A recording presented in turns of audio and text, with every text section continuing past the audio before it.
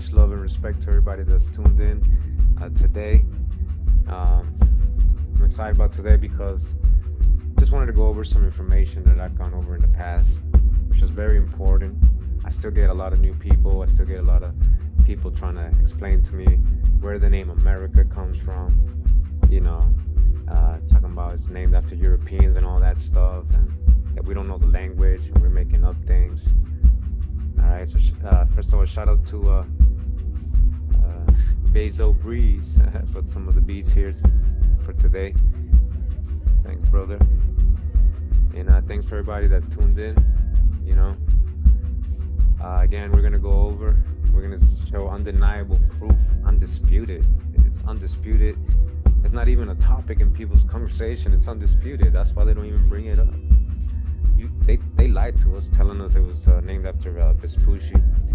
You guys just automatically got to understand one thing. That's the last name, right? Vespucci. So why didn't we get named after Vespucci land, right? Why would we be named after his first name, Amerigo, which is, we're going to see today, really Albert. Amerigo is really Albert. All right, Albert has nothing to do with America or Amaru. All right. Let me get a 1. Make sure you guys can hear me. All right. America's not named by no African or Afukaranu, nothing. I hope you guys pay attention today. Again, if you come to give opinions and troll a little bit, we just take, I just hide you because we're here to learn today. And look at primary sources, look at real history, look at real investigation, not just some made up opinions. Add in narratives, your beliefs, adding your beliefs and narratives to our history, our indigenous history. That's gotta stop. That's really gotta stop, man. Because it's okay, you had your fun, yeah, Pan-African, this, all our lives, yeah, but no, credit is due, credit is due. Right, I'm going to show you today. Again, a lot of you never seen these presentations I've done before, so we're going to break them down today. We're going to go over them. I'm going to go over them with you. All right. Let me just get the video going. All right.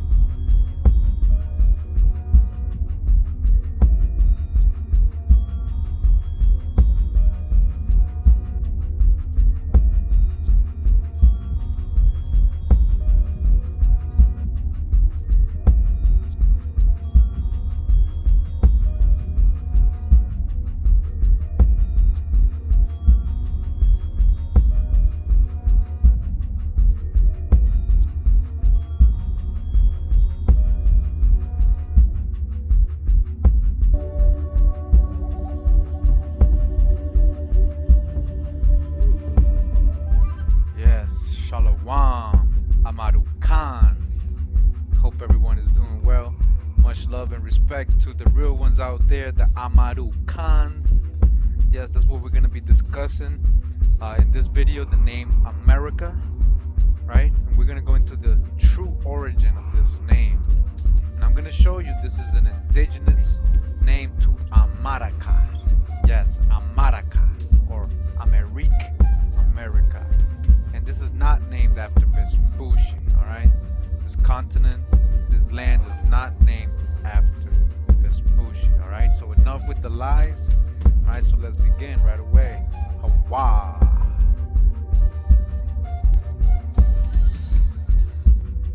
All right, so before we begin the video and the topic, right, just want to remind everybody who we're talking about when they're talking about this is an indigenous word. This is from indigenous people from this indigenous land here in America, America. All right, so these are the people that we're talking about. We're talking about the Aborigines, right? The copper colored races of America, right? So just to have a reference, all right? Seminoles, as you can see, all right? West Indians, all right? Look at this, a Chippewa band from the Wampanoag. Look at that, Seminole women. All right, Wampanoag. This is Fred Thomas and his wife Cora Thomas. All right, you can see how they depict America always, so-called Negro, right? Africa, right? And that's person named Mipu, Pelton, Oregon. All right, we got American Indian and a white man. Look at the difference. All right. And we have a Ute man, which Casa and his wife Apatuema, 1899. All right, remember who they're showing in these tobacco ads, and then who they're showing in these slave ads. It's the same people. It's American Indians, right? And we see the last so-called Wampanoag, they say is the last one that was alive. This is a picture of her. All right. This is a Benaki Indian, an Abenaki Indian, a basket maker. This person has been identified as Caroline Tahamont Masta. All right. And you know, we already know what Walter Plecker did, right? How he switched native people to colored, to Negro, to white, you know, black. All right, how they reclassified your ancestors, and now they call you Negro, colored, African American. All right, but remember, this is the main thing we're going to be talking about in this video. All right, because the Americans or the Amarukans, they're not African. As you can see in this map called Atlas Novus Sive Tabulae Geographicae, very famous depiction of the so-called regions and races of the earth. All right, and you see on this right side how it has the 4 different corners, right? And you see America right here, top right, bottom right is Africa, and you will see like Asia on this side, the bottom left, and Europe. All right, so this is a close-up of America. You see him pointing at America. You see these are the Aboriginal people from this. This is how they depicted you in all the ancient old maps and all depictions, most of them before the 1800s. All right, because that was the truth. You are the Aboriginal, so-called African American. You are the indigenous person. You are the Amaru Khans. So that's why I want to show you about the word America. This is your land. This is your Amaru, your beloved land, Tamari, right? The land of the plum serpent, right? Quetzalcoatl, Amaru, the snake dynasty, the Khans, the Nagas. You are the Nagas, all right? You are the copper-colored races of America, the Aborigines, all right? Big shout out, much love to Ab the Legend. Been teaching everyone for years, all right? Respect.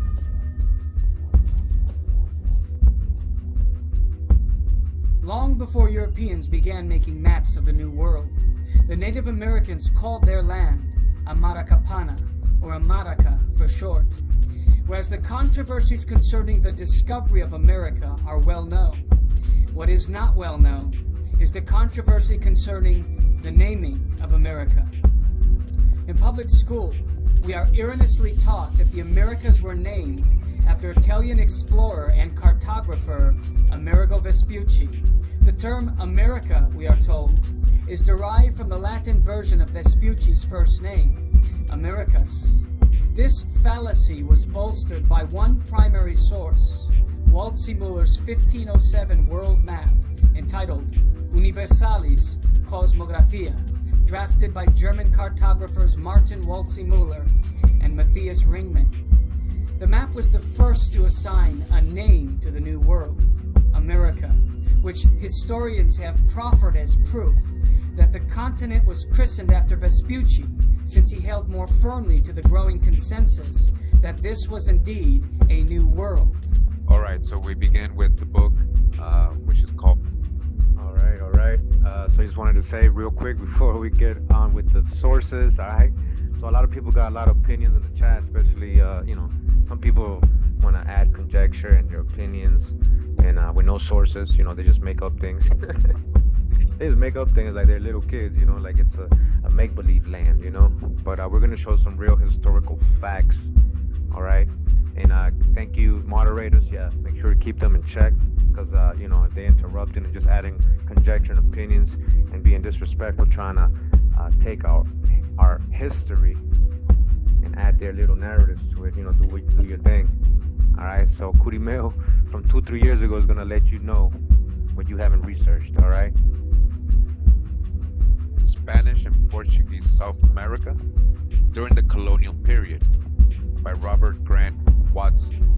Says editor of Murray's Handbook of Greece, 4th edition, and also author of a book called The History of Persia. So he's very... Alright, so basically this is what we read actually about Benzoni, and what he wrote was happening to the American indigenous population. Alright, we got that video yesterday, how they were being treated, how they were being sold for wine, how they were being, basically exterminated, abused, and overworked to the point where people were really literally dying just from the stress, from hunger, from overworking, and also they were, going after, these so-called rebels. They legally declared them rebels, and they went, after them. All right, so again, we're not going to get this part right here. We're just going to go to the very next book to correlate. Remember, and what we read yesterday, that Benzoni reached Amaracapana, as you can see on the screen right now. It says Amaracapana right here. Benzoni is the author who is originally responsible for the well-known story of Columbus and the egg. He states that while at Amaracapana, all right, we're going to get the whole history today of Amaracapana. All right, let's just get to the part. So again, get that video we dropped yesterday. All right, we want to get to the next sources. All right, here we go. All right, and just real quick, so Charles V, right? Let's not forget Charles V, and who were the Inca, the Amarus, right? Let's get this last part real quick. Understand what he looked like? He was another brother, copper-colored, so-called Negro. This is just another more on more war. All right.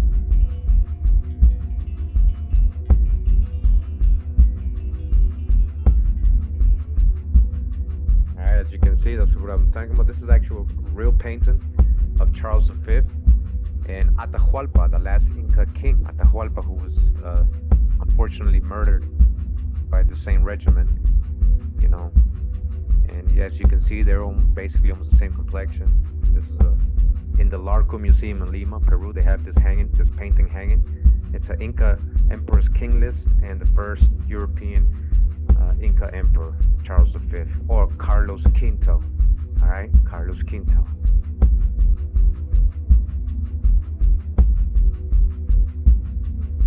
In short, there seems to be very little room to doubt that the world has been misled through the complimentary notice of the Florentine bishop who claimed the New World was named after Vespucci. What many American historians fail to mention or realize is that Native Americans have always had their own name for the New World. Historian Alec Locker elucidates. Children in America are taught that America came from Amerigo Vespucci, the Florentine mariner. Actually, the best evidence dating back to the earliest Spanish documents following Christopher Columbus shows that part of South America, from Venezuela to Peru, was called Amaraca by the Indians of that region. At least that is what the Spaniards understood. Various spellings of Amaraca occur in Spanish documents, beginning with the visit to that land by Alonso de Ojeda, with whom Vespucci sailed in 1499. All right, so we're in the book right now called Personal Narrative of Travels to the Equinoctial Regions of America. All right, during the years 1799 and 1804. It says by Alexander von Humboldt and Aimé Bonpland. All right, if you don't know, well, if you have been following me, you know who Alexander von Humboldt is. A very renowned primary source, a very basically admired so-called scholar, right, from those times, right there that you see, those years. And he was actually invited to many historical societies. All right, we're on page 176 of this book, and it says here, Humboldt says, it is distressing to think that even at this day there exist European colonists in the West Indies, who mark their slaves with a hot iron to know them again if they escape. All right, weren't we just reading about this? All right, Charles V marking his slaves with the Indians, right? The Indians with a hot iron. So who are we talking about still here? The 1700s. All right. This is the treatment bestowed on those who save other men, the labor of sowing, tilling, and reaping. All right. So you see this little cross here? Let's go to that little footnote at the bottom real quick. All right, it says, see the little cross? All right, it says La Bruyere Caracteres. All right, chapters 11, something, I guess this is from a book, page 300. It says, I will here cite a passage strongly characteristic of Le Bruyere's benevolent feeling for his fellow creatures. It says, so he's quoting this guy, La Bruyere, from 1765. It says, we find under the torrid zone certain wild animals, male and female, scattered through the country, black, livid, and all over scorched by the sun, bent to the earth, which they dig and turn up with invisible perseverance.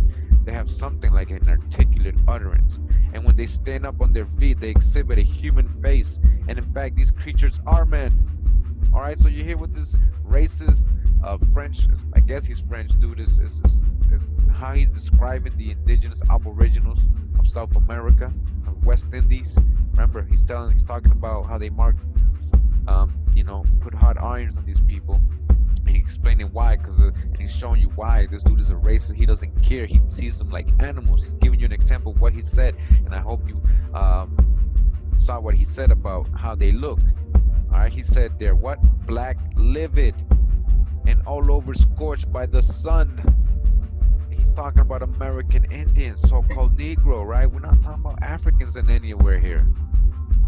All right, so let's go back up real quick. All right, continue where we were. Now it says, in 1800, the number of slaves did not exceed 6,000 in the two provinces of Cumana and Barcelona, talking about Indians, when at the same period the whole population was estimated at 110,000 inhabitants. The trade in African slaves, which the laws of the Spanish have never favored, is almost as nothing. All right, listen to this. As nothing on these coasts where the trade in American slaves was carried on in the 16th century with desolating activity. All right, let me put that in a different words. He's telling you the trade in African slaves, right, which the laws of the Spaniards have never favored. They didn't really care to or really like to go grab Africans, really. It doesn't compare, it says. It's almost as nothing as what happened on these coasts, as nothing on these coasts where the trade in American slaves, we are talking about indigenous people, was carried on in the 16th century, what, 1500s, way before the so-called slave trade, right? With desolating activity. Tina says, Macarapan, anciently called Amaracapana. What? Macarapan, which was anciently called Amaracapana. It wasn't named by the Europeans or Spaniards. Alright, this place, which we know as Macarapan, was anciently called Amaraca, Amaraca, Amaracan, Amaraca, America, Amaracapana. You understand? Amaracapana. Again, Macarapan, anciently called Amaracapana, Cumana, Araya, and particularly New Cadiz. Alright, so Macarapan, which was also known as Amaracapana or Cumana. If you see all these in the maps, Araya, these are the same place. Alright, so I just wanted to add to what Curimeo back then is saying. is yesterday we talked about New Cadiz, and in the video before that, the Pearl one. New Cadiz was established by Columbus' son.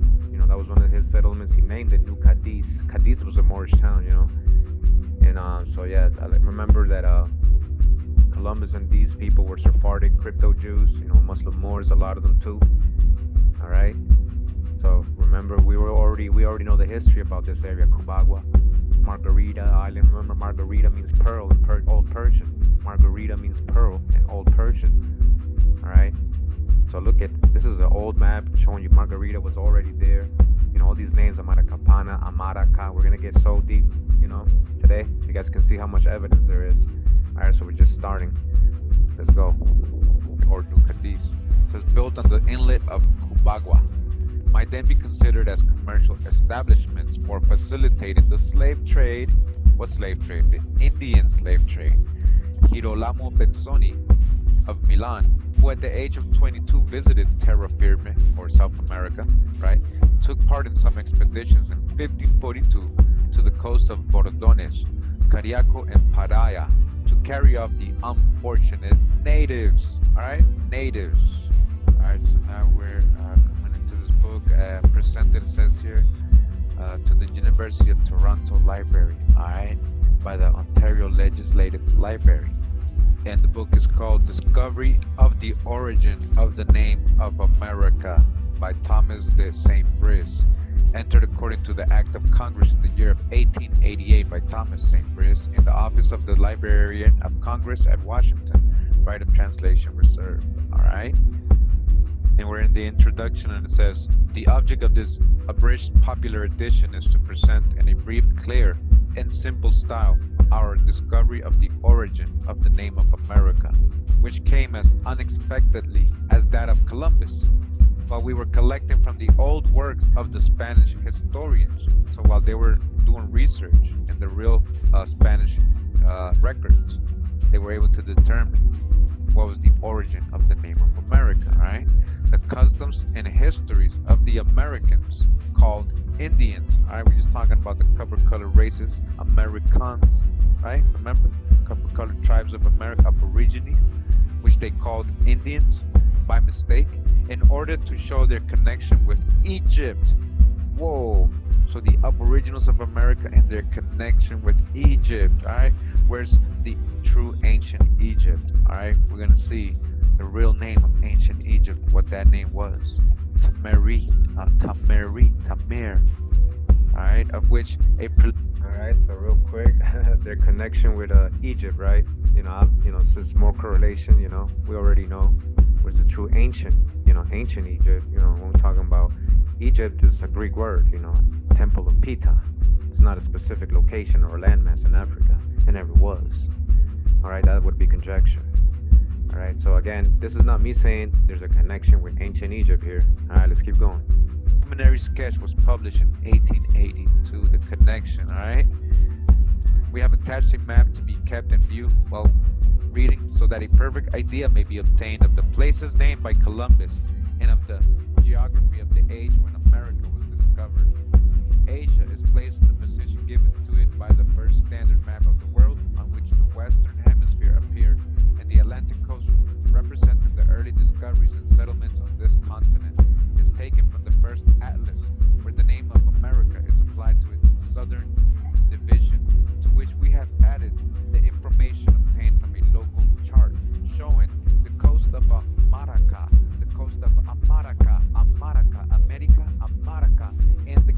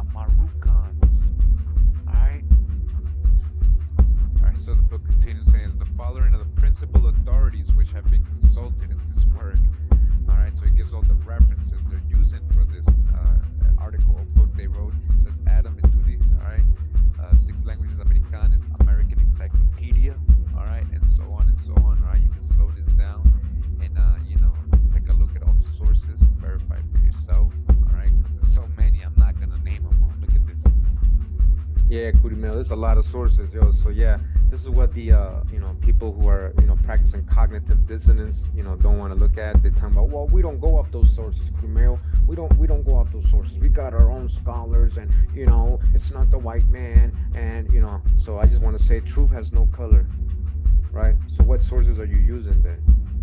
Because if you're not really using primary historical references or sources, a lot of these people don't just have agendas, they're just writing what they see. A lot of these books, you've never even read, you've never researched, so you don't know what you're talking about. So yeah, Curimel, show them all those sources that's in this book alone, this one little book alone that you're reading.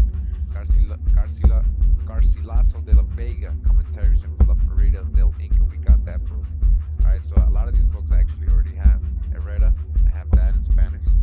Alright, Humboldt's History of the Peru. Alright, we got all these. Alright, so check it out. Look at all these sources. Alright, so you want to call it pseudo, you want to say this is things I'm making up. Alright, but there's a bigger truth that you can't handle.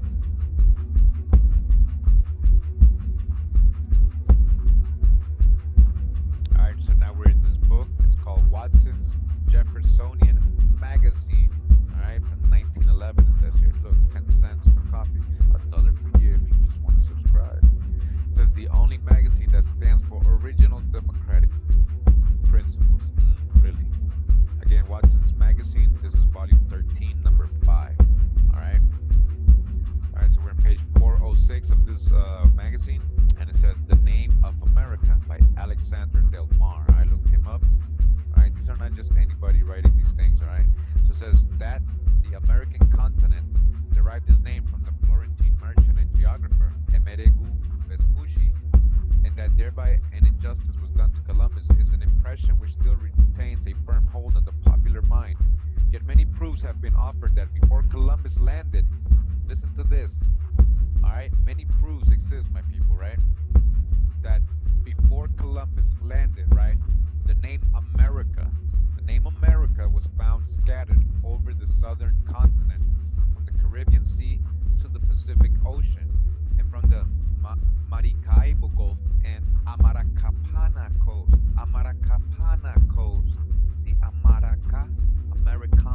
the Amaracapana Coast, Amaru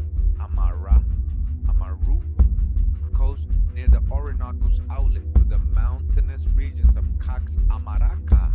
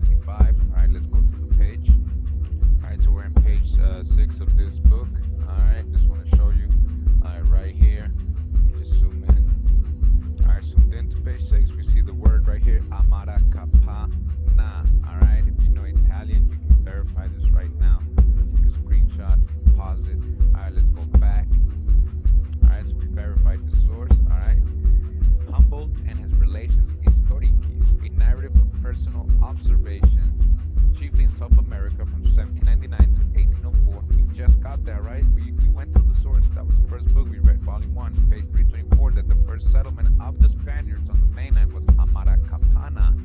The coast between the Capes Paria and de la Vela appear under the names of Amaracapana and Maracapana in Codacio's map. All right, in Codacio's map of Venezuela, showing the voyages of Columbus and others. All right, it says Herrera in his History of the West Indies narrates the voyage of Ojeda, 1499, whom Amerigo Vespucci accompanied as a merchant, and says finally he arrived at a port where they saw a village on the shore called Maracaibo by the natives, which had 26 large houses of bell shape, built on pillars or supports with swinging bridges leading from one to another. And as this looked like Venice in appearance, he gave it that name. So that's what they saying to get the name Venezuela from the word Venice, which was subsequently adopted by the Republic of Venezuela. All right. So real quick, I hope you guys are listening. So Venezuela, named after Venice. Where was the real Venice then, actually? Really? That's what you're gonna tell us? So they named Venezuela after Venice, right? It looked like Venice, like rivers, people on boats and stuff. That sounds beautiful. All right. Also, I just want to point out, Vespucci, right, landed in a town, landed in a place, an indigenous place called Amaracapana. He landed there. It was already there before he got there. So how did he name it? We're going to get to who Amerigo Vespucci really was and what his real name was. We're going to get to that, all right, today. Hope you guys are enjoying it. Let's keep going. Simple sentence is conclusive proof that at the time Vespucci made his first landing in the western continent, the port he stopped at was called Amaracaibo. Amaracaibo, or America Land. All right, Amaracaibo or America Land. It was called America Land. When Vespucci landed, it wasn't named after him. It was already called that. All right. Continue. It says, Sir Walter Raleigh reached the same region in 1595. We know Walter Raleigh, right? One of the famous slavers. All right. And wrote. And let me just add one of the most famous slavers, yeah, and it's actually De La Raleigh. Yeah, he was a crypto Jew. We got that drop in my Sephardic videos. If you guys haven't checked that out, yeah, Walter Raleigh, Francis Drake, these were all people of color. Let's go. Of it as the beautiful valley of Amaracapana. Right, so when he arrived in this region, South America, Walter Raleigh called it the beautiful valley of America.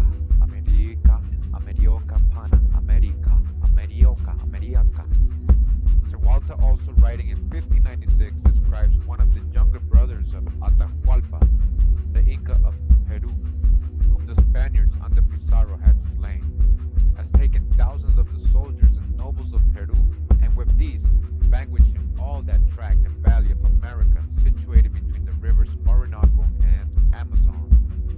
Besides this, the name given to the whole country between the coast of Amaraca, which stretched from the Orinoco River to Maracaibo, so at the A, Amaracaibo Bay, and thence to the whole country between Maracaibo Bay and the Pacific was called Amarca. Alright, so again it says that the whole country, which stretched from the Orinoco River to Maracaibo Bay, and thence to the whole country between Maracaibo Bay and the Pacific was called Amarca. Amarca, that whole land was called Amarca. While the whole country, now known as Bogota, and stretched it down to Peru, was called Caxamarca. Caxamarca. Alright, you hear this? Along the heights of the Andes in this region, the name again appears in the capital city, which was also called Caxamaraca. Caxamaraca.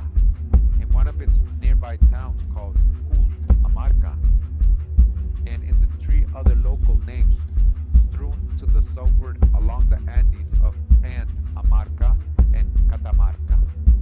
Down near the mouth of the river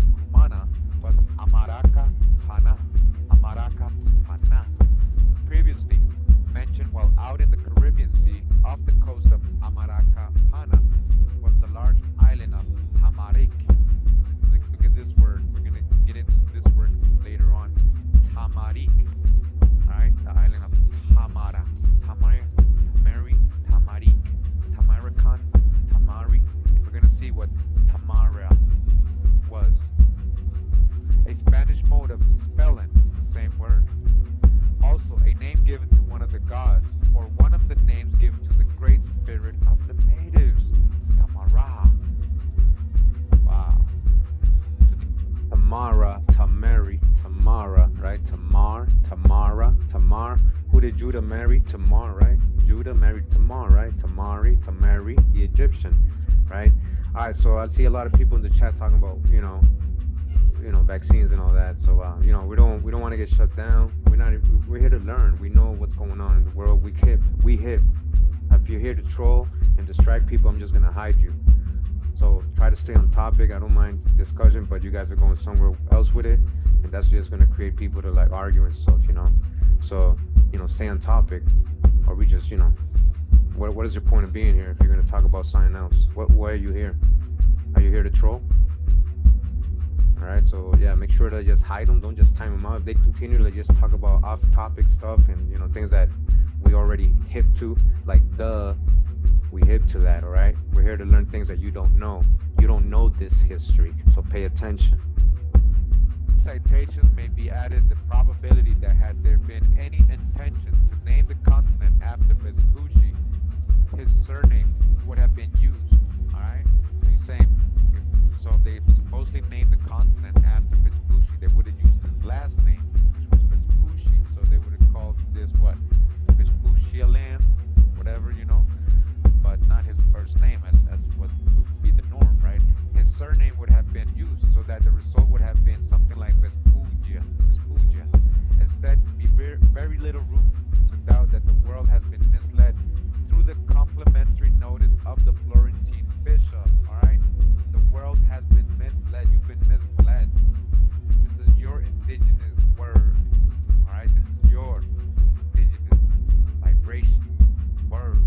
Amaraka, Amaru. All right, Amaru.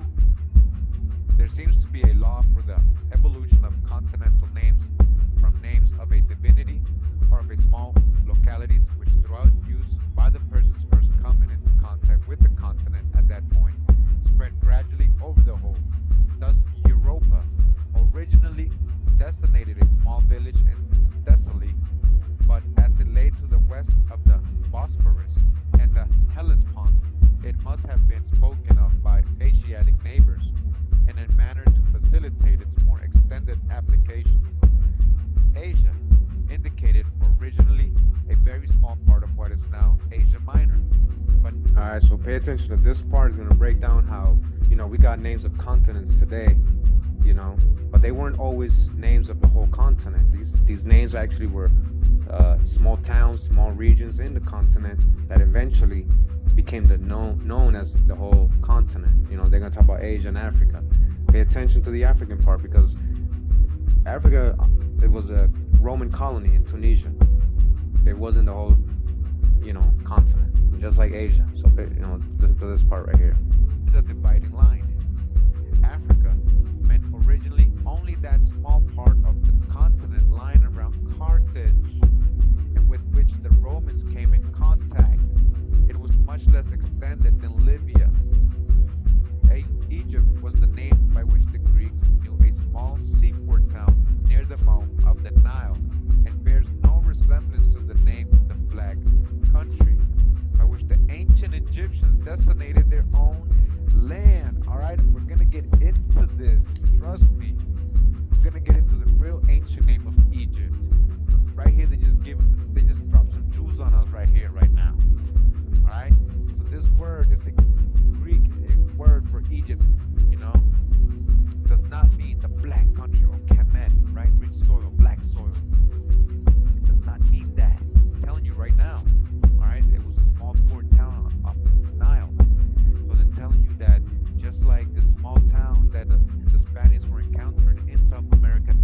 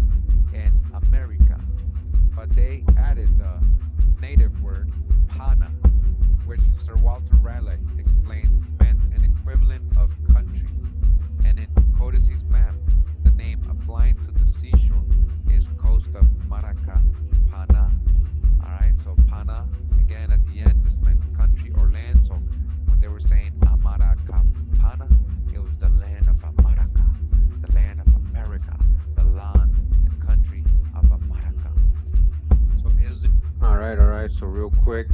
So I hope you guys are paying attention. All right. This is a native word. This is an indigenous word. It was here when the Sephardic Jews, the crypto Jews, the crypto Muslims, and then the Catholics, it was here already when they got here. They adopted that word. We're gonna break down who Vespucci was. All right. I just want to let everybody know. You guys really got to get to know me. For those of you who still think that I would go waste my time with little children and debate little children that has no sources, what do you want me to debate them? They have no sources. What? That's not a debate. And that's not a real debate. A debate is where you got judges, where people can actually qualify the information, not little kids screaming and being disrespectful. That's not a debate. That's entertainment. And I understand you guys like entertainment. It's YouTube. I know you guys like blogs, entertainment, and people doing their the podcasts and all that. That's all good. This is not the right channel for that. I'm not that. That's not me. I'm the real one right here. I got real information. Why would I step down? Why would I go down levels to go?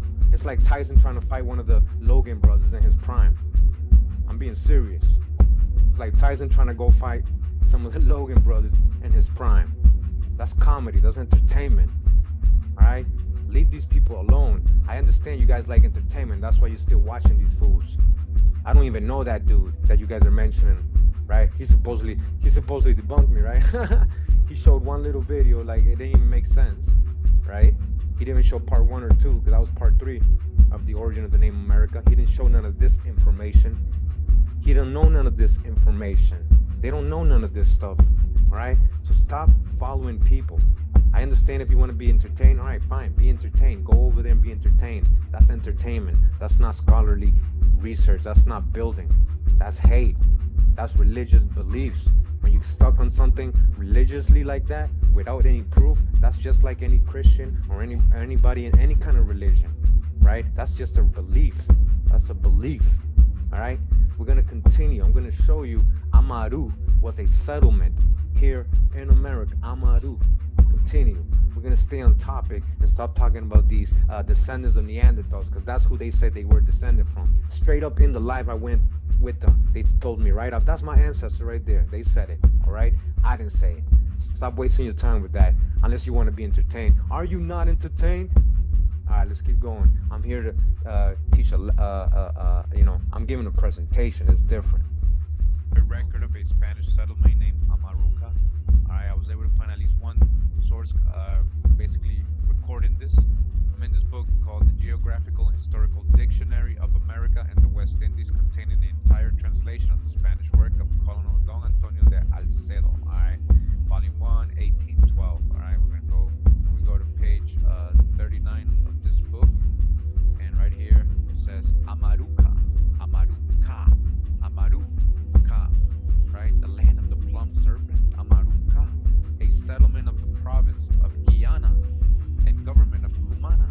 So they took the indigenous Amaruca, right? A settlement here in Guyana, in the province of Guyana, Guinea. How did you really spell Guyana before the Y? Where's the real Gold Coast? Amaru, the land of Amaru Khan, right? Where they were actually making all these indigenous people die for pearls and enslaving them. What happened here? What happened in this area that was known as Amaruca? Amaruca. This name and just settled it and just left it as it was called already. Amaruca, the land of Amaru Kapana, right? Amaruca, a settlement of the province of Guyana and government of Cumana, one of those belonging to the missions held there by the Catalanians, Capuchin fathers. It lies south of the city of Santo Tomas. Alright, Amaruca was a real place, alright, a real Spanish settlement, alright? Alright, we're reading from this book. It's called A Collection of Voyages and Travels, consisting of authentic writers in our own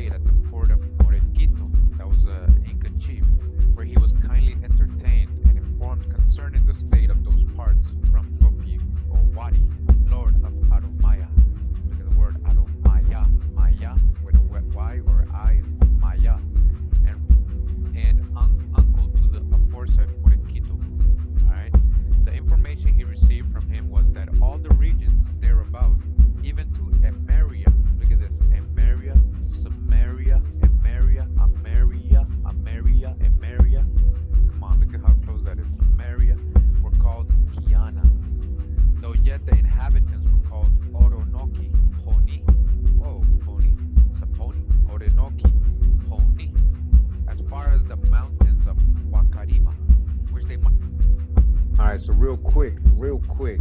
All right, I want to point something out talking about these fools, right? So he did a live. They did a live, I guess. I didn't pay attention. People kept trying to tell me to go on. Again, I'm not wasting my time with that. They just want views and clout. I'm not giving it to them. I gave them already enough. All right, I appreciate their time, the time they gave me on their that fiasco, that bogus platform, which is just about money bags. It's all about money bag. They ain't teaching you nothing there. So what did I read here? It says even to America, right? This is in South America, right? Where it's called Guyana, right? America, where it's called Guyana, America, right? Now let me show you something they were trying to point out to supposedly debunk me. So this is one of the things that that clown was pointing out. I'm not even saying his name because he's a clown. All right. So this is what he was saying that I was making thing up because I was reading Egypt was named Area, and I said, oh look, it sounds like Ameria, right? Just add an M. It's one word difference. He wouldn't understand those things. When we're talking about languages changing and people changing words around and stuff, and letters going here missing and adding letters here and there after it changes languages. I was just giving a point and a suggestion there and an opinion at that moment. Right, so that's all you had to debunk me. That's all you had to debunk me. Area, because I said just add an M. That's America, and this is part 3 of the origin of the name America. This is not even part 1 or 2. You skipped over 4 or 5 hours. You skipped over 4 or 5 hours, and you're showing this, and because you think you had something. That's why I'm gonna call you Mr. Fantastic, actually, for reaching so much. Let's go back again. Area, right? He says I was making it up. Egypt was named Area, right? Let's go back. I just read something to you guys. All right. What does it say here? The information he received from him was that all the regions thereabout, even to Ameria or Ameria, were called Guyana. Though yet the inhabitants were called Oronoki. We're talking about America, nothing to do. We're talking about the real ancient Egypt. All right, clown. From thence behold the far off in the continent, beyond which he told them the large valley of Amario Kapana, Amario, Amarika, Amarioka, Amarioka, Amario Kapana did lie. The large valley of Mario Kapana. Alright, so this is what he was saying about Walter Raleigh calling the beautiful valley of Amario Kapana, whose inhabitants were called Guianians, and that into the provinces which lie beyond these moors to the south. There came some years since multitudes of people called Oriones and Epureme, who possessed themselves thereof, having driven the natives out of their ancient inheritances. The Baron de Humboldt spent several years in this part of America, 1799 to 1804. We got that right already. Humboldt, Alexander the Humboldt, and wrote 3 volumes containing nearly 7,000 pages of modern size. The object of his visit was to study the nation, and we need hardly refer to his rare erudition to be found in this beautiful work, which treats of nearly every subject. From him we learned that the first settlement of the Spaniards on the mainland was Amaraca, Pana. Again, Humboldt, they're reminding us what Humboldt, a very renowned primary source, a scholar, invited to all the historical societies in a lot of countries in Europe and America, right? He's telling us that the first settlement of the Spaniards on the mainland was Amaraca, Pana, or the country of Amaraca, the land of America, Amaraca, which with Cumana and Cubagua, both adjoining it, were the chief places of the African slave trade, so frightfully active there in the 16th century until stopped by the European Emperor Charles V. All right, so dodge the hijack with the African slave. All right, and now that we got a more clear perspective, I want to add, because we saw my recent videos, right? Who was in Cubagua? Pearl diving? Who was being enslaved, really? Who were they bringing on the ships? Remember the Lucayans? Remember the Caribs? Remember the Arawaks? And everybody else that was in Hispaniola? And in Guyana and Suriname and all these places, indigenous people they were. All right, so dodge the hijack. Again, this book right here, he's going off on an out of Africa theory. He still thinks, whoever wrote this is still assuming that all those people were so-called. He hasn't studied the actual slave trade. He hasn't studied it. When you actually study, you see that the actual people they had on these boats and ships were indigenous people. They never went on a voyage over there. They never recorded going to West Africa. They recorded all their voyages, and they were all over here, and they wrote what they were doing. There's first primary sources writing who they were enslaving. We got it. Check out my last 3 or 4 videos if you don't have the drop, if you've never researched it. All right, get over your feelings. All right, Charles V was a Swarthy man too. More on more war. Let's go. All right, the immense quantity of pearls first attracted the attention of Columbus and the Spanish pioneers who followed him, all of whom spoke of it as the Pearl Coast. I remember that the supposed first slaves that were, or Africans that were taken, or a so-called Negro that was put into slavery in an American colony in, I believe, Bermuda or Barbados, was pearl divers, right? They went to get from this region of Amaraca, right? This is the Pearl Coast. Remember, these were Indians, all right? All right, the Pearl Coast. Where was the Pearl Coast again? You guys already know this information, right? You guys saw my last couple videos. Who were they using to dive for pearls? Where was these so-called blacks really coming from? The Bahamas, the Lucayans, and Hispaniola. They brought over, right? Because they were decimating the local population. They overworked them, so they had to go get more, and they didn't go to Africa to get them. They went to the Lucayans, the Bahamas, and they brought 40,000 of them. Remember, we already read this in primary sources. All right, people from those times writing about what they were seeing. All right, and I hope hope we don't got no trolls in the house, because you get erased, you get deleted right away. So don't even do it to yourself, because you're gonna have to create a lot of different accounts. That would be childish of you. Which was on the low shore between the Capes Paria and the La Vela, appearing under the names of coast of Maracapana, or properly Amaracapana, Amaracapana, America, the land, Panama, the land of Amaraca, and Pearl Coast and the Pearl Coast, both covering equally the entire shore in Codazzi's map of Venezuela, showing the voyages of the admiral and others. The name Maracapan was written on the early Spanish maps in red, which indicated the places first discovered by Columbus. All right, this is where Columbus landed, in Amaraca, the land of Amaraca. All right. Now this book is called Ancient Explorers of America, from the Ice Age to Columbus. All right, this is the cover of the book. It is written by Alec Locker. All right, and it says here, another possible origin of the name America. Children in America are taught that America came from Amerigo Vespucci, the Florentine mariner. Actually, the best evidence dating back to the earliest Spanish documents following Christopher Columbus shows that part of South America, from Venezuela to Peru, all right, from Venezuela to Peru, was called Amaraca. All right, that region already was called Amaraca. This was an indigenous word, right? America, Amaraca, America, Amaraca, Amaraca, by the Indians of the region. Again, it was called Amaraca by the Indians of that region. All right, Guyana. All right, we know who was there originally, indigenously.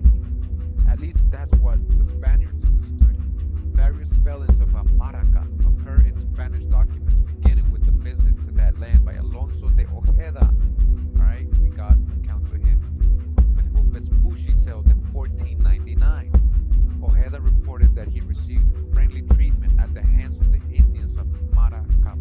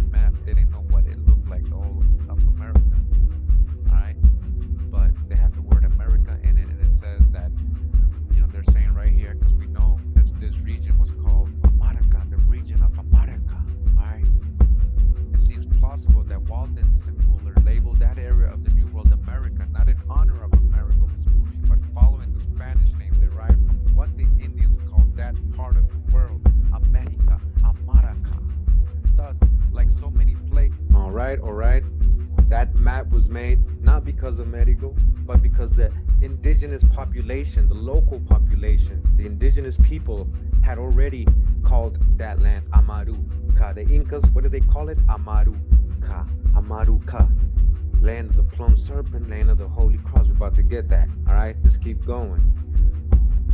Named America, the continental name also derives from an Indian word. All right, so like so many places in America, the continent, the name the continent was given derived from this word Amaraca, an Indian word, not the name of Vespucci. All right, so we're continuing the book, Discovery of the Origin of the Name of America by Thomas de Saint Brice. We're in page 43. And it says there was an abundance of fruit, flowers, and beautiful birds in this charming place. Alright, so remember where they're landing, right? They're landing in the land of Amaraca, the land of Amaraca or Amaracapana, right? And this is the journey that Ojeda, the Spaniard, took with his Italian merchant, which was Vespucci, Alberigo Vespucci, not Almerigo. We're gonna see that, alright? So this is basically the route that Columbus took as well. This is the part that Columbus landed into. He landed in Amaraca, the land of Amaraca, right? South America, and you can see this is paradise. Remember, Columbus said that when he reached the Orinoco, he said it had to have been coming from the earthly paradise, one of the four rivers, all right? But what I'm talking about right now is I'm actually showing a screenshot of another book, right? Where this is from Columbus's journals on his third voyage or fourth voyage to the New World when he reached South America. When he got to the mouth of the Orinoco, he said it has to be coming from the earthly paradise. This river, he was persuaded, must be rushing down from the summit of the earth. The summit of the earth.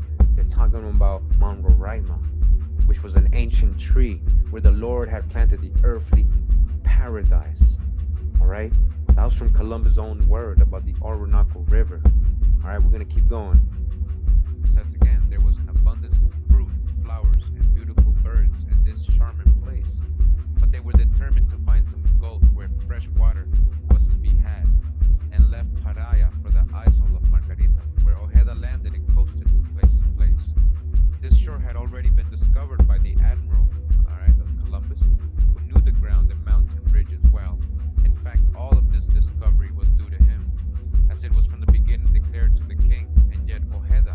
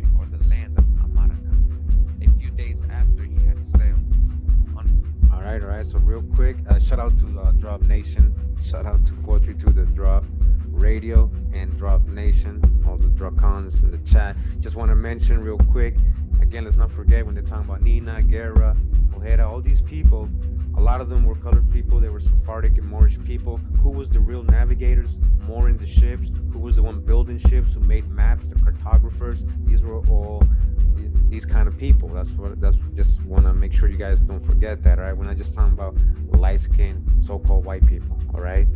It's a deeper history, all right? It's okay. We don't control the past, you know? We're just a product of it, but we're just here to learn. Know thyself truly. Know thyself truly.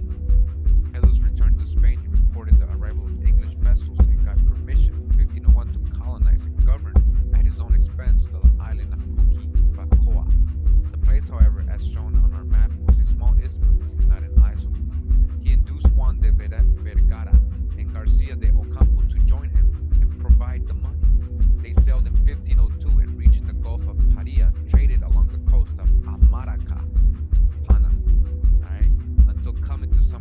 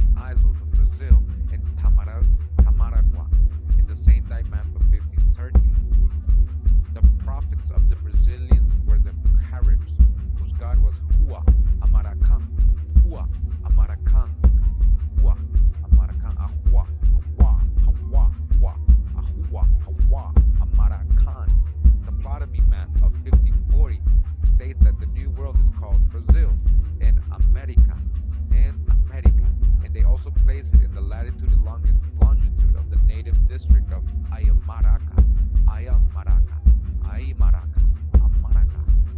Then comes Mercator next year, who places the name of America over the entire continent. So eventually this name, right, this valley, this place, this region was so popular, Amaraca, was being told, was being brought back by many explorers and Europeans, and eventually became the name of the entire continent, alright? America is Amaraca, the land of Amaraca.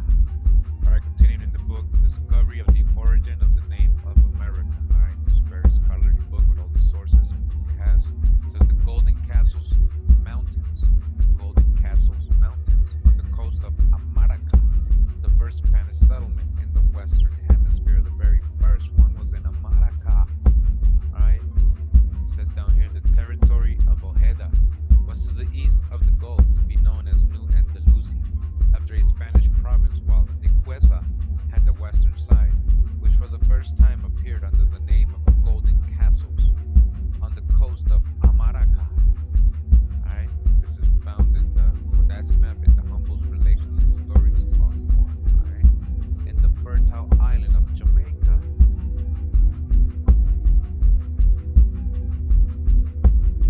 Alright, Golden Castles on the coast of America. I guess where that was. On the fertile island of Jamaica. What? Golden Castles. Okay, let's go.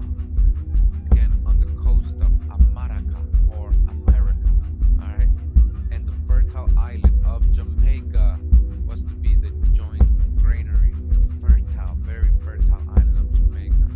It says here Pizarro related everywhere the wonderful stories of the Golden Land during this visit. The Golden Land, the Gold Coast, Guyana, Guinea, and they were repeated throughout the dominions of his sovereign, the King of Spain and Emperor of Germany.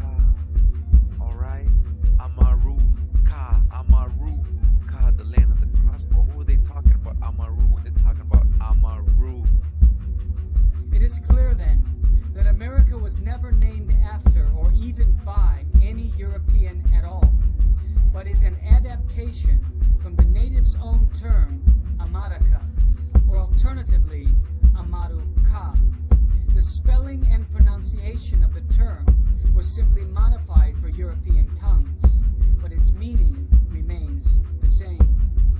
The meaning of Amaru Ka can be deduced by examining the name of the last ruler in the bloodline of the Inca emperors, Tupac Amaru.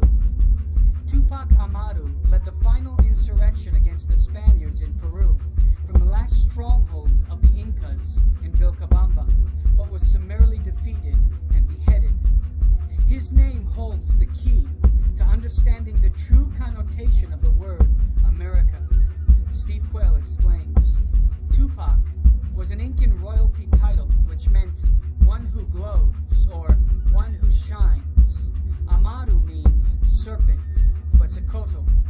Additionally, Amaru in the Incan language also has connotations of being a serpent connected to the subterranean or underworld. Alright, so real quick, we're in the website for Atlantis Rising magazine. So Atlantis Rising, I used to subscribe to this magazine way before there was internet. I used to get a lot of drop there, you know, all these historic and conspiracies and mysteries, you know, that they told us about. That was me. I was into all that way back. Alright, so it says here, Amaruka to America. Amaruka. We just got that in the last book, right? What does it mean? The cross, right? In the 15 years that separated the discovery of the New World and the placing of the name America on the map, there were numerous ocean crossings that may have brought home the name America. Alright? Numerous Spanish voyages reached the Caribbean islands in Central America. In Nicaragua, the Spanish explorers met up with a tribe called the Amérique. Alright, we're gonna get into that. These people told the Spanish that their land was rich in gold.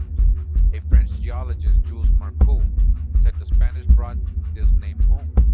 Alright, so the Spanish brought this name with them from the Americas back to Europe. It wasn't Vespucci, it was named after Vespucci. The mountain range in Nicaragua was land of perpetual wind, called Amérique, and actually recorded in the sailing logs of Columbus himself. Augustus Le Plongeon said the word America or Amérique actually meant land of the wind in the Mayan language. Le Plongeon was a French-American photographer, archaeologist, and author who produced several books that connected the Mayans to the old world. What did I tell you? Alright, this is the true old world, and the Mayans are the Nagas who went over to Hindustan. The Nagas. This is the old world. Alright, who's the Nagas, right? The serpents, alright? What we're about to get into. Check it out. A Peruvian people were called the Amaruca. Alright? Amaruca. They worshiped a god named Amaru, a god. Amaru. Alright, let's go back to remember that the cross was placed on the tomb, which is the American Peruvian sign for the word Amaru, the cross. And with the addition of the word Ka, or land, represents the sacred national name America. Alright, let's go back. Alright, it says a god named Amaru, who was similar to the plum serpent of the Maya. Amaru was the plum serpent, it was the same. Alright, and who was the plum serpent? Quetzalcoatl, right? Quetzalcoatl. So they're saying Amaru is Quetzalcoatl. It is the plum serpent. Alright, what are we talking about here? We're still talking about snakes, right? Serpent, right? We're talking about dragons. What are we talking about? Flying, a plum serpent, feathers. Discoveries continue to be made in the land of Amaruca, which contains the remarkable Machu Picchu. The last of the Inca leaders was Tupac Amaru. Tupac Amaru, who was executed by the Spanish in 1572. When the Spanish landed in Colombia, they were also told they were in the land of Amaruca. You're in the land of Amaruca. You better recognize that, they told them. You're in the land of Amaruca. Amaru, the land of Amaru. Or the plum serpent. You're in the land of the plum serpent. You understand? You're in the land of Quetzalcoatl. And who was Quetzalcoatl? We're going to get into that. It would not be incorrect to assume this was a wide-ranging area that held a group of related civilizations sharing certain characteristics. Alright, so we're actually gonna get into Quetzalcoatl a little more in depth, and maybe tomorrow's video, the next day, so we're not gonna get into that part yet, because we're gonna get more deep into it. This is just a little excerpt. I was actually doing in this video. So we're gonna go forward. Just 1 second. Yeah. So I'll take this opportunity to shout out everybody in the chat. You know, thanks for being here. We're not done yet. We ain't done yet. Hope you guys are enjoying it. All right. Let me get to the part. All right.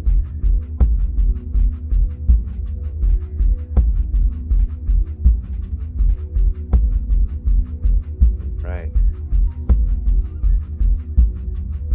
In order to fully grasp the implications of America, land of the plumed serpent, we need to explore the oldest religion on Earth and its connection to the mythology of the three greatest civilizations that once existed in the Americas: the Mayans, the Aztecs, and the Incas. Alright, so we're in the book again, Discovery of the Origin of the Name of America. It says here, the Andes silver mines of Peru and Cundinamarca are yet the richest in existence, and the finest gems of these mountains are the emeralds found in the Tunga mines near Bogota, which supply nearly the entire market of the world. Alright, you see that footnote number 2? So that's the American Encyclopedia. They're telling you, you know, where they get all the supply, most of the supply in the world, from over here in America, right? The land of milk and honey, the real one, right? And that says this. So I just want to take the opportunity to remind everybody I will be doing, you know, a whole series on. I try to do a little bit on the pearls this week, and you know, it's just abundant here. You know, the pearls in those times, you know, and how they were getting them from here and all over the world, sending them all over the world, especially Europe. They got so rich of the pearls. The gold we have here is uneven, man. It's unimaginable how much gold the natives had in these mountains. I mean, even, you know, Costa Rica means rich coast. From Costa Rica, Nicaragua, even the Mayan Empire, all the way down to Peru, Colombia, Guyana, all that was the true gold coast. This was a true gold coast.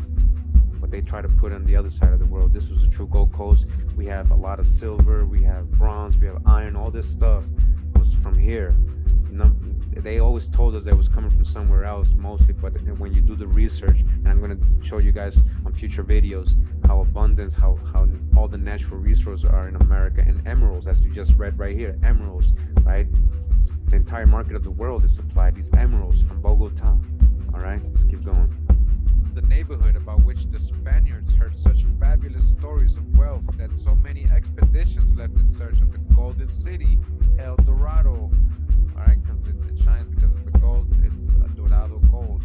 Baron de Humboldt, who had spent many years in these regions, says that Luis Daza met 1535 an Indian of Cundinamarca at Casa Amaraca, who was sent by his sovereign to ask the assistance of King Atahualpa, and as usual praised the richness of his country through Daza. But what fixed the attention of the Spaniards was the story of a lord whose body was covered with gold dust, and who lived at a lake in the middle of the mountains. A chief or a lord who was covered in gold dust? Alright, so you hear that? A lord, a king, a khan, a priest king covered in gold dust, right? So what does El Dorado really mean? Because you guys know that meant the golden one in Spanish. El Dorado is like when you shine, the adorned one. El Dorado, that's the golden one. Alright, so was it really a city or was it a person? Who we're really talking about? Alright, these are all future videos. We're gonna get into it. So now talk about El Dorado. So El Dorado, when you think about it, a person covered in gold dust, in Spanish you would say El Dorado. Alright, so were they always talking about a city or a specific person? And who are we talking about here? Are we talking about a priest king? Are we talking about a King David? What are we talking about? This was probably that to the east of Iraca and Tunga, where the two spiritual secular chiefs of the empire of Cundinamarca lived. Its temple of the sun was not far from the north side of the lands first found by the Spaniards. The high priest powdered his face and hands with gold dust every morning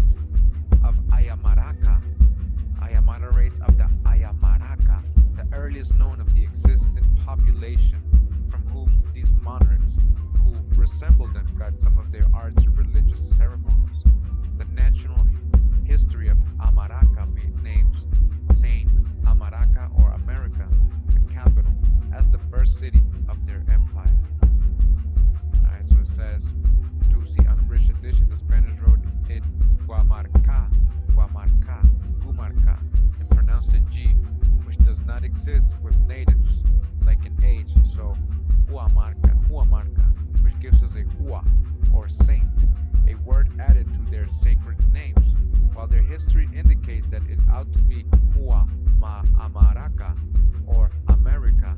It is near the celebrated lake Amatitlan. These people were the Quichua race, and from this the Castilians called the city the Holy Cross of Quichua. The latter name only being used today, the Amaru or Holy Cross of these people. Again, the Amaru or Holy Cross, Amaru Cross, Quetzalcoatl Cross of these people was conspicuous there, as in all the chief cities of America.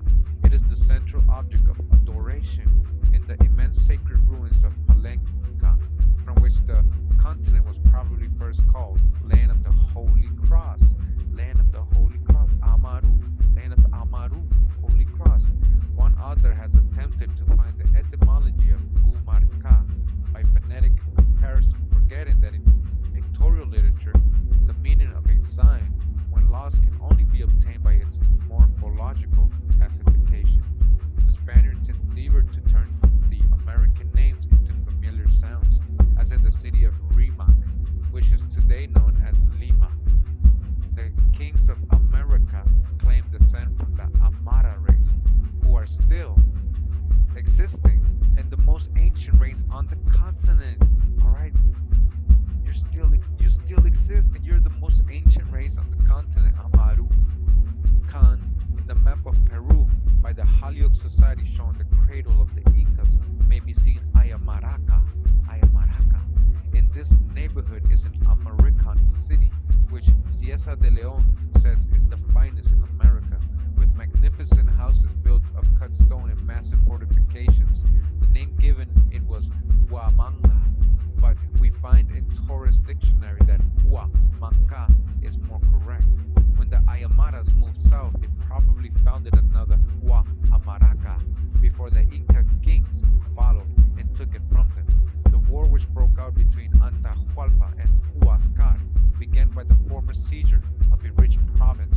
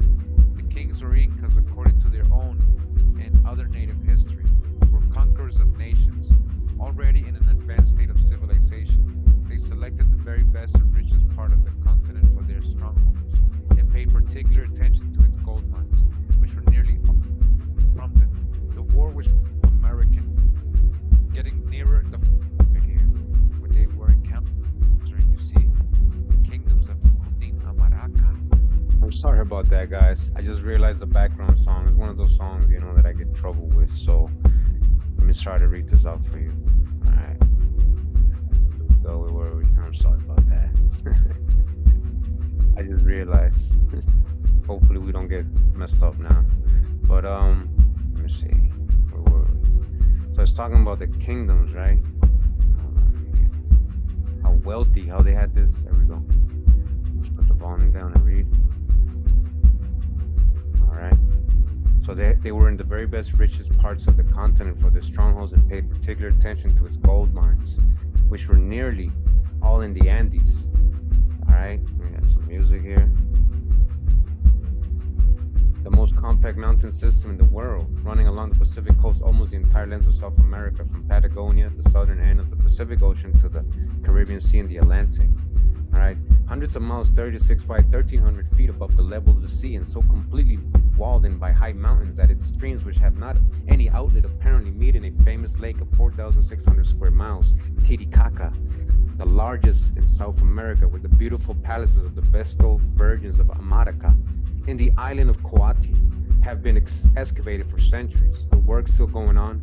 A Spanish explorer having found gold and silver to the extent of 4,450,280 dollars in one of them. In another isle of this lake, where the first American high priest Manco Capac received his divine call from heaven, becoming a child of the sun. There are immense sacred ruins. And at Tihuanaco, a tradition is still repeated of large vaults filled with treasure beneath the Great Mound, and a subterraneous passage leading to Cusco, one of the royal cities 400 miles away. 400 miles away, a whole tunnel from there to Cusco, where among the innumerable sculptures, the Amaru, or great serpents, predominate, whose swift quivering movement was taken as an emblem of the streaks of lightning so often seen there and said to come from the sun, a belief indirectly true. So here the Amaru Cancha, or Palace of Snakes, with its cornices and interior walls covered with gold, right? Temples, remember, with pearls and walls covered with gold, just like Marco Polo described the Grand Khan's palaces. All right, pay attention, future video. And the Temple of the Sun. All right, hold on, let's go back real quick. And the Temple of the Sun were immense stone buildings, enclosed in large aqueducts and gardens kept in order by priests, 4,000 of whom were attached. All right. Maintenance says, to the latter temple, where the royal family alone could enter, the surrounding ground being considered so holy, holy ground, in the temple, that one could only walk. All right, hold on. The image is here. So this is actually an image, a drawing of Cusco right here. Look at the temples right here. This is what I'm showing, I guess. You know. All right, hurry up, quick mail. All right. So it says,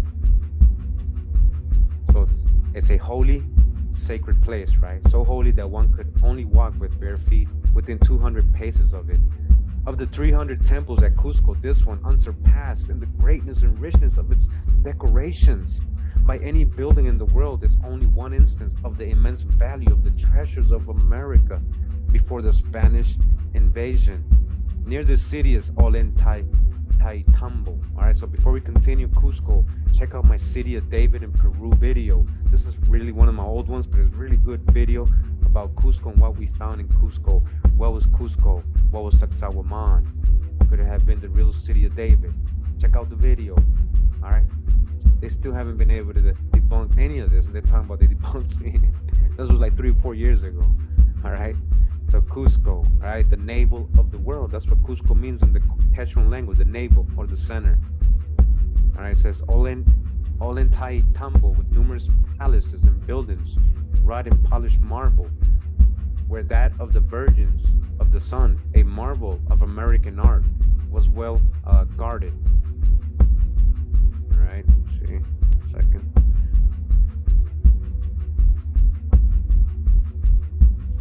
By its position in bridges, not far from a rocky mountain, which may still be seen for a mile long and 700 feet wide, apparently covered with white specks, which are tombs cut in the solid rock.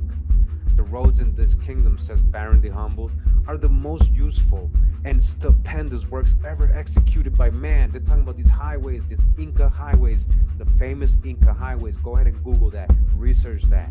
They still haven't been able to match it today. You're talking about you got more complex stuff. Come on, man, you don't even got highways. You don't got aqueducts. We got everything, not just pyramids. Their 4 chief routes from Cusco rival the best Roman work, frequently going into the region of perpetual snow. All right. Shout out to Breeze. Breeze, oh Breeze. I don't want to get that chorus right there. So it says completely closed in winter, through tunnels cut in solid rock, over giant precipices, by steps crossing rivers by solid masonry or suspension bridges, swung with osier ropes leading along the tablelands of Pasco, the highest point of the Andes occupied by man, to their richest silver mines, at an elevation of 14,000 feet. Rich silver mines. 14,000 feet above the sea level, and only 1,500 below the perpetual snow line. There are 8 of these great highways in Chile, 6 in Bolivia, and 3 in Peru. The valleys of the great branches of the Andes are also specially adapted for these roads, which are connected with the seacoast by various passes over the western mountains.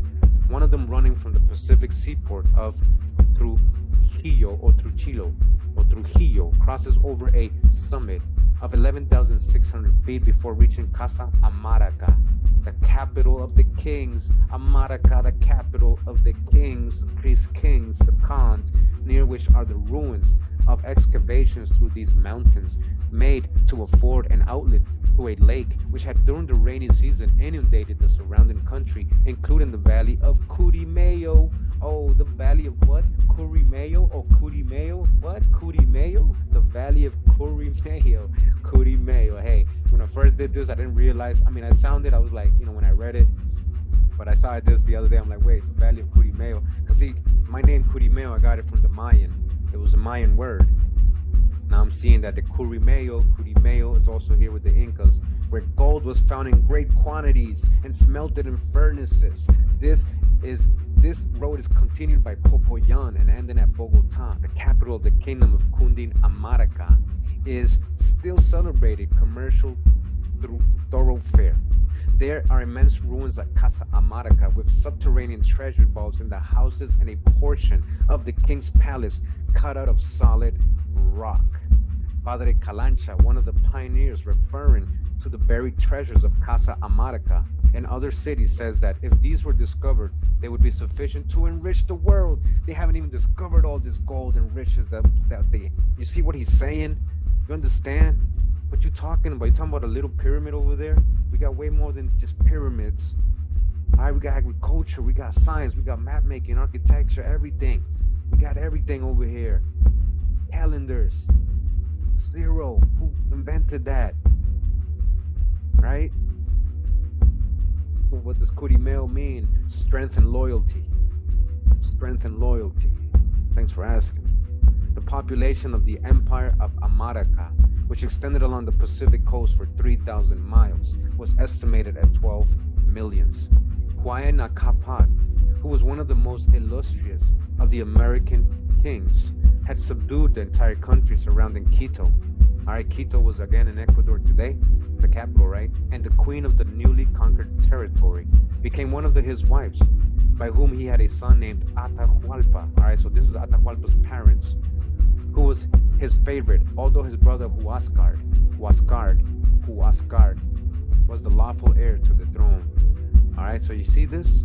This sounds almost like, the brother who's, the rightful heir, who's the oldest, right? But then somebody else got it. Isn't that a biblical story too? Hello, Atahualpa, who was his favorite, although his brother Huascar was, all right, let's go back. Hold on, sorry. All right, we're live, right? So thanks for bearing with me. During the monarch's last days, this queen induced him to issue a decree by which her son was to succeed him as the king of Quito, right? While his brother, the heir apparent of the kingdom, at the king's death. Oh, okay, hold up. Okay, this is a drawing of Atahualpa. Hualpa discovering the mine. You see how they drew him? Hualpa. All right, so it says at the king's death, Atahualpa proceeded to the capital of Quito, where he was royally received and assumed the crown. The late king had asserted that his decree was not contrary to the national law of primogeniture, and he was only returning Atahualpa to the nation of which he was legitimate sovereign, Quito being a new conquest. All right, and here's a drawing. It says here, King Atahualpa attacks his brother's army near Casa Amaraca. All right, so I want to see if the background song is gone now. Let me see if I can put up the original audio. Atahualpa attacks his brother army near Casa Amaraca. See that? Historians disagree as to the cause of the war between the brothers, in which Atahualpa defeated Huáscar's army, annexed his kingdom, and imprisoned himself in the fortified city of Amaraca, where he was held when the Spaniards arrived in Casa Amaraca. Continuing the book, Discovery of the Origin of the Name of America. Yeah, Roberto, so we're not discrediting pyramids. The point is we got the more complex pyramids over here. They didn't like that. They got emotional when I told them that. Right? Study La Danta, study Caral Supe. The oldest pyramids are in Caral Supe, Peru. We got the tallest and largest complex pyramids, Pyramid Cholula, La Danta, El Mirador. We got so many mounds. We got so much hidden still in the forest. They're doing their lighter technology today, revealing so much in the jungle right now, Roberto. Right now, Roberto. Yeah, but they have an origin, Roberto. Somebody taught everybody how to build pyramids, Roberto. There's an origin to everything. Credit is due, credit is due. That's all I'm saying. All right, that's a theme park over there, man. Check out UBTV. Shout out to UBTV for exposing that theme park over there, man. You're falling for it, man. That's a theme park. They build it to look like ruins. You guys fell for it. Straight up. All right. Here we go. We're going to continue. This here in the first standard map of the world showing the Western Hemisphere. It was called an island. And there also appeared another name, Tamaracua, Tamaracua, Tamaracua, Tamaracua, meaning Amaraca or America, which was not an island, but part of the mainland, much resembling one, as may observe by our sketch. Alright, so it says number 3, but no, let's go to that. It says, the point of land so like an isle, and now known as Maracaibo, was no doubt part of Amaraca, Pana, or the country of Amaraca, mentioned by Humboldt, and it is a curious illustration of these early eras to find it called by Ojeda, the Isle, province, and lake of Coquivacoa, which the crown appointed him governor of, though existing only in his imagination. But they soon found out their mistake, for the name Coqui meant Chibchi, the Chibchi royal race of the kingdom of Cundin, Amaraca. The Cape Chibchi was opposite the supposed Isle, Codazzi's map, and Mercator, getting nearer the fact, wrote it Gucci and other Chibchi, which they found later on was the name of the people and not their country, and altered it to Maracaibo, which, like Maracapana, meant Amaraca or America, Amaraca. Alright? Humboldt says that only 2 languages were spoken on the mainland first visited. That of the Caribs, always at war with the people of Amaracapana, the Caribs.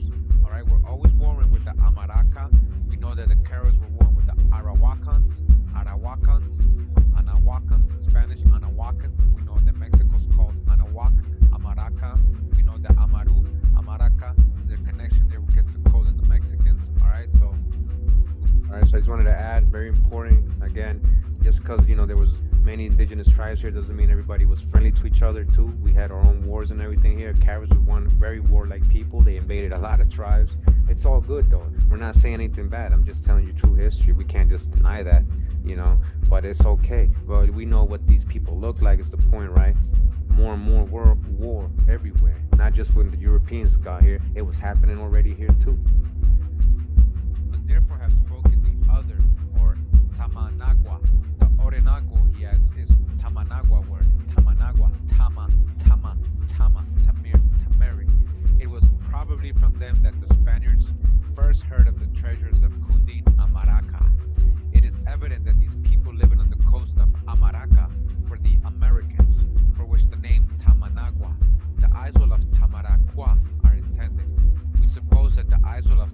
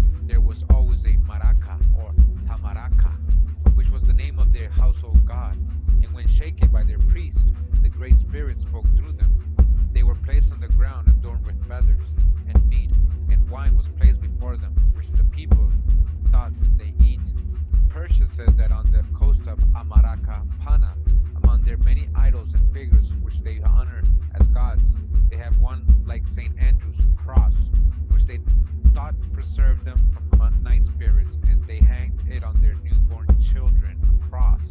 These maracas or tamaracas were rattles. La maraca, the rattle, the maraca, right? No doubt of the amaru or rattlesnake. And so we find the sacred cross or amaru among all the Amaracan nations. The chief god at Haiti, where Columbus resided, was also Hua Amaracon. Again, the chief god of Haiti, Amaru, was an Amaru, was a plum serpent, the snake king, Hua Amaracon, written Amanacon, Amanacon by the Spaniards, Anacon, Amanacon. Alright? You hear that? Alright, so I just want to add right there, because a lot of, and this is not to go at anybody who's into the more stuff, how they try to say, well, that says Morocco, Curimeo Maracas, Morocco. No, this means the rattle, that's an instrument in Spanish. The maraca is our rattle instrument. That's what we call, and that represents the rattlesnake. It has nothing to do with Morocco, because Morocco came later. That place was named Morocco later, a lot later. If anything, they got it from here, yes. That now we might be able to agree on that. Yeah, America is the true old world, but that doesn't mean this is Morocco. That something was